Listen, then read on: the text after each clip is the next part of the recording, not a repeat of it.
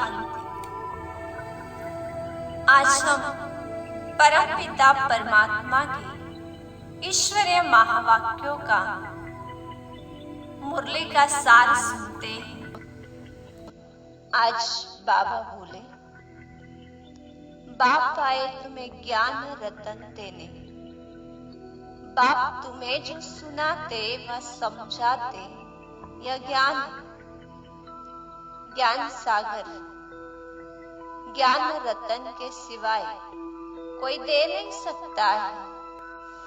प्रश्न में कहा कि आत्मा की वैल्यू कम होने का मुख्य कारण क्या है, तो उसका उत्तर बताया कि आत्मा में जो खाद पड़ गई है विकारों की, जिस कारण आत्मा तमो प्रधान हुई, तो फिर उसकी वैल्यू कम हो गई। इस देह की कोई वैल्यू नहीं, क्योंकि देह तो विनाशी है, आत्मा अविनाशी। जब आत्मा पवित्र बनती है तो फिर उसकी वैल्यू और शरीर की भी वैल्यू होती है। अच्छे व बुरे संस्कार आत्मा में है और उस अनुसार आत्मा देह को धारण करती है। आत्मा में ही 84 जन्मों का पूरा ज्ञान है। अब बाबा आकर सारी स्मृति दिलाते हैं। तुम पवित्र आए थे और अब पवित्र होकर ही जाना है। कर्मातीत अवस्था में जाना, बाप से पूरा वर्षा लेना है। फिर कहा आत्मा सतो प्रधान बनेगी तो केवल याद के बल से। आज बाबा ने विशेष कहा, शिव बाबा है निराकार, उनका जन्म अलौकिक है, तो तुम बच्चों का भी अलौकिक जन्म अलौकिक बाप से होता है और अलौकिक वर्षा तुमको मिलता है। बाबा ने कहा, बच्चे तुम याद करो तो पवित्र बनोगे, अगर याद में नहीं रहेंगे तो खाद पड़ जाएंगे आत्मा में, और जो पड़ी है वो निकल भी नहीं सकेंगी। आगे बाबा ने कहा, तुम अपनी जांच करते रहो कि हमारे में कोई अवगुण तो नहीं है। बाबा तो हमको बहुत हसीन अर्थात देवता बनाने आए हैं। बाप कहते, बच्चे अब जल्दी तैयारी करो, गफलत में टाइम वेस्ट नहीं करो। याद नहीं करते हैं तो मोस्ट वैल्यूबल टाइम नुकसान होता है।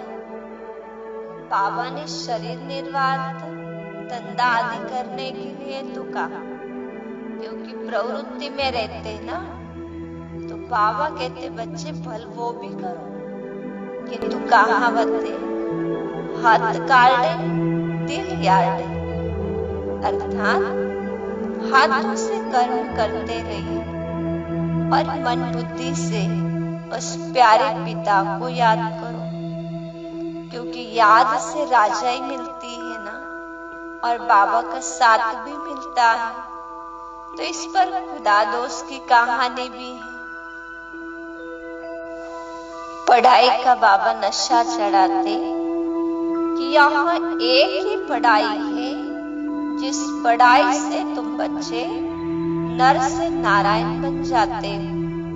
तो हमें अपने आप से प्रण करना चाहिए कि बाबा हम तो आपसे पूरा वर्षा लेकर छोड़ेंगे।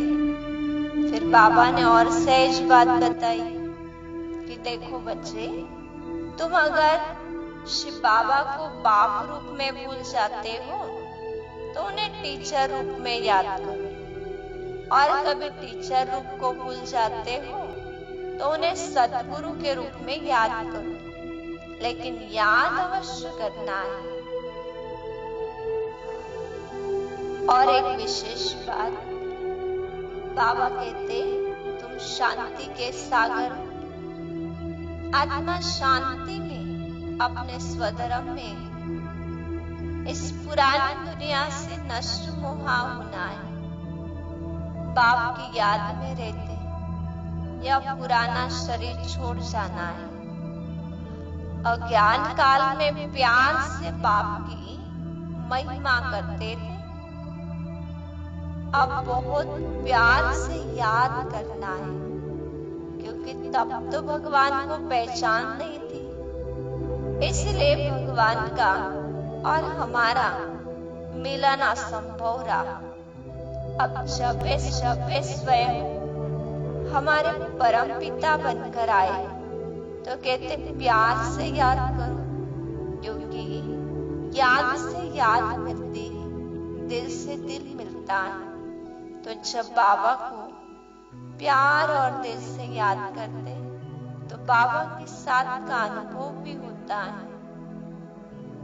वरदान में कहा, तड़पती हुई आत्माओं को एक सेकंड में गति सदगति देने वाले मास्टर दाता भव। स्लोगन, हजूर को बुद्धि में हाजिर रखो, सर्व प्राप्तियां जी हजूर करेगी।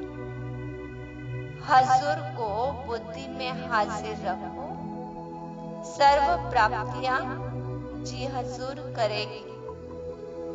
तो चले, आज के बाबा ने विशेष हमें कार्य दिया, शांति के सागर बनकर आत्मा को अपने स्वधर्म में टिकाए और सबको शांति का दान दे। ओम शांति। कुछ समय के लिए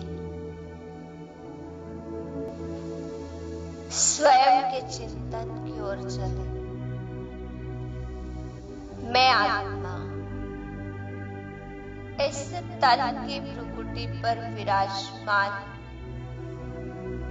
दिव्य सितारा, चमकती हुई मणि, सातों गुणों से संपन्न, अपने शांति स्वधर्म में स्थित,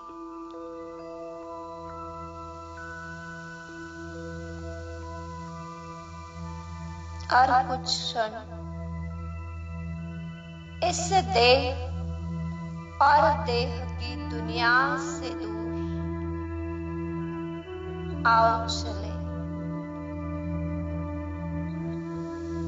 इस भौतिक संसार से पार, सूरज चांद की दुनिया से पार, वो अपना प्यारा घर शांति धाम, जो लाल प्रकाश की दुनिया है, अनंत शांति और प्रकाश की किरणें बिखरी हैं, उस वतन में जहां शांति के सागर प्यारे शिव बाबा मुझे आत्मा का इंतजार कर रहे हैं। और जैसे मैं आत्मा उनके समीप पहुंचती हूँ तो उनकी शांति की असीम किरणों से स्वयं को भरपूर करती और इस अनुभूति में खो जाए।